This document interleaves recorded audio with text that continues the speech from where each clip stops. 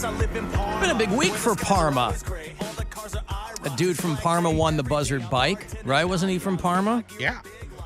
He put it right online to sell it, but I don't know if Did he sell it yet? I don't know about that. I don't know if he got a buyer for it. But also, you Parmanians, it's been a big week.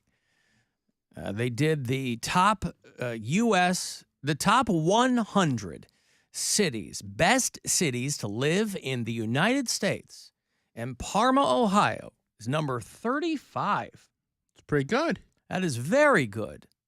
So congratulations, you Parmanians. You know, when you meet people from Parma, it is the 7th largest city in the state of Ohio.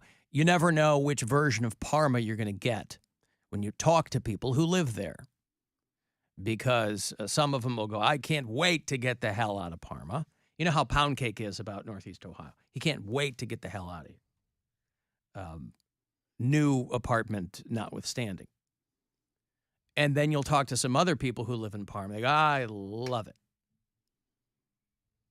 Our buddy Mike from Parma, right? He enjoys it so much, he's made it part of his identity. Last name was from Parma. Mike from Parma. No, his name is Mike Franklin Rumparma. He goes by Mike F. Rumparma. Yeah. Got it. So just to be abundantly clear about that. So Parma and Cincinnati, the only two cities in Ohio that made it to the top 100 best towns in the United States. I was going to say Cincinnati, you say, huh? Cincinnati, wait a second. Are you performing in Cincinnati? Why, yes, I am. September 7th through 10th. September? Yeah. I'm living for today, homie. Well, I got to get the word out there, all right? Is this a thing you can tell people about, or is this another one you can't tell people about? This one's Go Bananas Comedy Club. The place is called Go Bananas, or you want them to go to Bananas? No. The place is called Go Bananas Comedy Club. It's great. Cincinnati is number 81. But they're the only two cities in Ohio to make the list of top 100. High. Parma's very high, Good not job, only Parma. among its citizenry, but also on this list. Remember a couple weeks ago when we were doing our unpopular opinions about Cleveland stuff? Mine was, I don't think Parma's that bad. I said I don't understand the jokes. It gets a bad rap. Parma's not bad. My experience Parma would be even good. with Parma is limited because I'm not super hip to like the borders. Like I know I've been in it. I know I've been in it. I know to me it's like any other place. You can go to any town and they're going to have a couple of good things and a couple of bad things.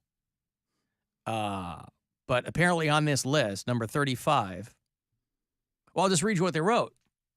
Parma, with its laid-back hometown feel, kitschy lawn flamingos, neighborhood corner bars, and family-owned restaurants. Its vibe is old school in the best way, with unique neighborhoods like Ukrainian Village and Polish Village, where everything's shiny, Bill. I'm sorry, I'm being told that's Polish Village. Blah, blah, blah. It's hard not to feel at home here. The neighborhood in Chicago that Gwen and I lived in before we moved to Cleveland was called Ukrainian Village. And if Parma is anything like that, well, it's a different situation. But listen, Cincinnati making it on the list too. Now, I've never been to Cincinnati. I've only driven through. I've never stopped, gotten out, breathed any of the local air, eaten any of their watery spaghetti. So I don't know anything about Cincinnati. So what? I used to watch a television show when I was a kid about a radio station in Cincinnati. I forget what the name of that show was. It was called Cincy Radio Show. That sounds right. That sounds about right. Yeah. So the top ranking city, number 1 of 100, is Johns Creek, Georgia. And then Fayetteville, Arkansas took the number 100 spot. Bill has been to Fayetteville, Fayetteville's Arkansas. very nice. That's in the NWA, correct? Yeah. Fayetteville's very, It's hoity-toity. It's very hoity-toity. Why is it number 100? I wonder. It's dead last in this list. Huh? Because it's a college town. Is that where Walmart is too? No, that's Bentonville. Oh, Bentonville. So Is many Bentonville on the list? Because I would guess that would be very high on the list. Don't know. Because Bentonville's very fancy. I was going to say very bougie, I heard. Fayetteville is a college town, but it's a nice college town. It's good. I have to think, though, because I don't think anybody would think of Parma as being a hoity-toity area. So at number 35, because obviously your top 10 are going to be pretty hoity-toity. It's going to be like Naperville, Illinois, and Troy, Michigan, and Carmel, Indiana, and, all these like, frighteningly clean towns. Once you get to Parma, when they're in the 30s, it's still very high on a list of 100. Carmel, Indiana went viral for their tour of their high school a couple of years ago. Where they're like, this is Carmel High School, and it's just the facilities are insane. It's so nice. Yeah, it's a very affluent area. Yeah. I thought it was called Carmel. Carmel, Indiana, like Carmel, California. Carmel. You call it Carmel. When you go there, call it Carmel. I do. I've been there 100 times. Now, the trouble is nobody knows what Carmel is. So when you go there, they won't know what you're talking about. They'll say, what's Carmel? And you'll say? Caramel. It's actually caramel. Mary. So you know where I'm going. Did you know it was Caramel actually isn't caramel? a thing, Mary. It's caramel is what you're looking for. You're pronouncing it wrong. Let me unfog my glasses while I correct your pronunciation Now, of why, caramel. if I was wearing glasses, would they be fogged up? Because you're sweaty. And I'm not nervous. sweaty. I undersweat. I've told you know this about me. I undersweat. I don't know that about you. I've mentioned it many times.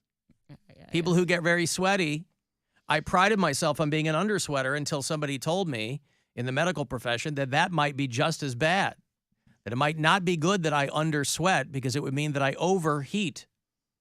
But I don't do that either. So I am, in the words of one doctor, a medical mystery. Oh, wow. His words. A medical mystery wrapped in an enigma. No one's ever said that. A non-sweaty enigma. Nope. Hey, Craig. Hey, how's it going, Alan? How are you? Good. About yourself? Oh, just arguing the finer points of melted sugar. Caramel. I'll say caramel. No, I was listening, and I heard you guys talking about the best cities, and Cincinnati was on there. Well, I can tell you firsthand that we have construction jobs down there, and there are weekly meetings on how not to get your truck or car broken into by crackheads and homeless people while on site, and also gun safety. Well, that sounds like a good city because they're having the meetings. They're not having those meetings up here. You're just getting robbed and killed. It's very proactive there in Cincinnati. They're having these conversations. Hey, here's how you don't get robbed on the site. Good thing you're wearing a hard hat. Yeah, so I won't say exactly which section of 75 in Cincinnati, but one of my guys was down there, and there was drive-by shootings between two cars in stop-and-go traffic. Yeah. I bet they were stopped, weren't they? And then they went a little bit, and then they stopped again. But, everybody ducked and hid and ran, and he got pulled off the job pretty quickly after that one. Once all of the other cars were able to figure out what the pattern was, drive, stop, shoot, everybody felt a little bit safer once they kind of saw what was going on. All right, well, keep your head down in Cincinnati there, Craig. Listen, here in Cleveland, those conversations are being had too, but nobody can seem to figure out what to do. Violence in Cleveland, according to the Plain Dealer, unprecedented. But the people in charge of the city cannot figure out what the cause is. So between the county prosecutor, between the mayor, they're like, well, we know we've got a problem. What are we going to do? And basically it comes down to it's too easy to get a gun and it's too easy to steal a Kia, which is true. All he needs is a flathead and a USB cord, and you get right in there. But did you see the video that they're talking about, by the way? No. This band of youths that just beat the piss out of this dude in the parking lot. These kinds of things are rarely random. So the notion that they didn't know the guy at all is probably not the case. But this is a gas station parking lot at like 140th and St. Clair. If you're watching the live stream, I'll show it to you briefly. There's because of how they label everybody in the video, because they have to do that for, when they go through the surveillance video for law enforcement to look at. There's no sound to the video. But there's a guy that you'll see, and they'll give you, he's blurred his face, but they'll give you a handy victim right there, right? There's a lot of arrows and pointing at juveniles, and there's just one car parked at this gas station, and then a bunch of kids show up, a whole gang of youths, and they go running toward the dude. Now you'll see there's juvenile number 1. And he won't be the last juvenile that they will label in this video. But I feel bad for the guy who's just parked right here in this red car as this group of like a dozen kids run up and start beating the hell out of this dude and kicking him around. And other people are just trying to get gas. There's juvenile number 3. And then they'll show you there's juvenile number 4. Now, the dude that they're fighting is like no. The guy that they're tossing around, this poor guy, they said he's some guy in his mid-30s. He's wearing shorts under sweats. So they immediately pull his pants down. And so he's trying to get, and you know how difficult it is to get your footing when your pants are around your ankles. If you've ever been caught at someone's apartment where you shouldn't be there, you know how difficult it is to get the hell out of there when your pants are around your ankles. There's juvenile number 8, kicking the guy in the head. Now you start to see the labels for gun, because they need to label those too. Gun, this kid like drops a long gun out of his pants. So that's on the ground. But then he puts the gun on the ground? On the ground, yeah, lets it lie there. And then the other dudes have like pistols and stuff. Dude, that's like an AK-47. What is that? The fighting continues. They slam this dude to the ground.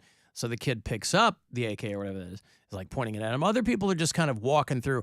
By the way, anybody who was going to drive by and stop here to get gas has just kept on going because there's a massive brawl going on in the parking lot with this dude who can't get his pants up to get his footing, and they're just like wailing on this guy. They're just beating him with like they start beating him with like the orange parking cones, and so there's no way these guys didn't know who this guy is, and it goes from there. I mean, they're labeling the guns, but then it's like pop, pop, pop. More people show up. But did they shoot him, or did they just shoot? They didn't shoot him. They just beat the hell out of him, Yeah. and he ends up going back into the thing after. I'm not going to show you the whole video, Thank but God, after this long video. So I don't think anybody ended up getting shot, but a lot of rounds were fired off at this thing. But it's kind of being, and so when they talk and about, they're all driving Kias. Hyundais, whatever. But when they talk about, roving bands of youths, This is it.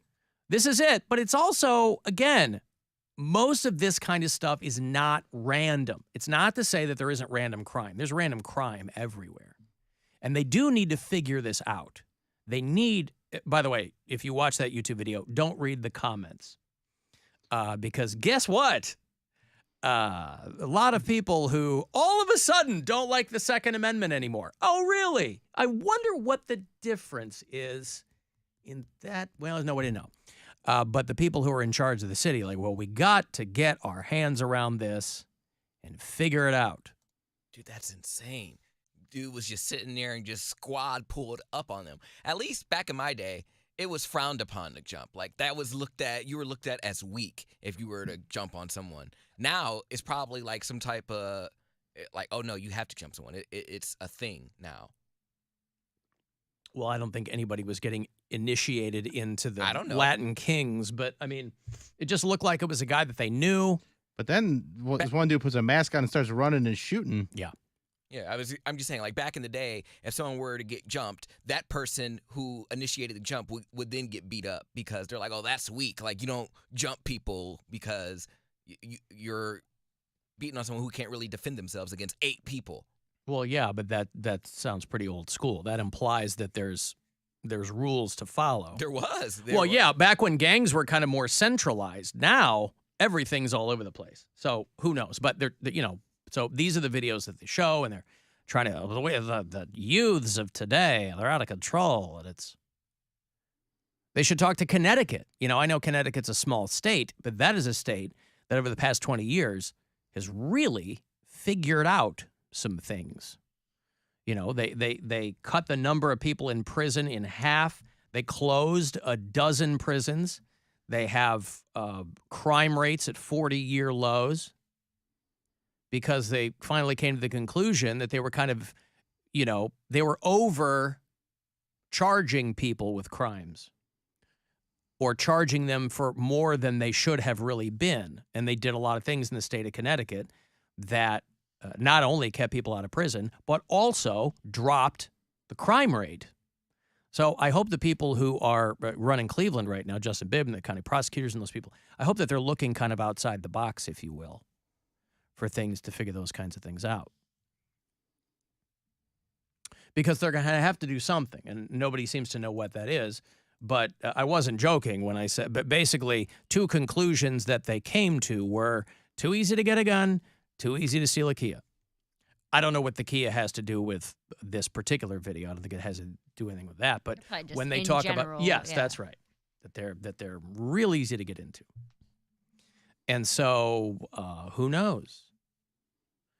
But as we enjoy our gainful employment here in downtown Cleveland, right across the street from the east side, by the way. So close. So close to the east side. We keep our heads on a swivel. I got more money for you. 3:30 is that next keyword. Last couple of days to grab $1,000 from the Buzzard bookie. I hope you're listening to each and every one of those keywords so you can get some of that. I'll have Buzzard Fest tickets for you after the break. That is 1 week from tomorrow. BuzzardFest.com will sell the tickets to you. I'll give you a pair after these. The Alan Cox Show. On our free iHeartRadio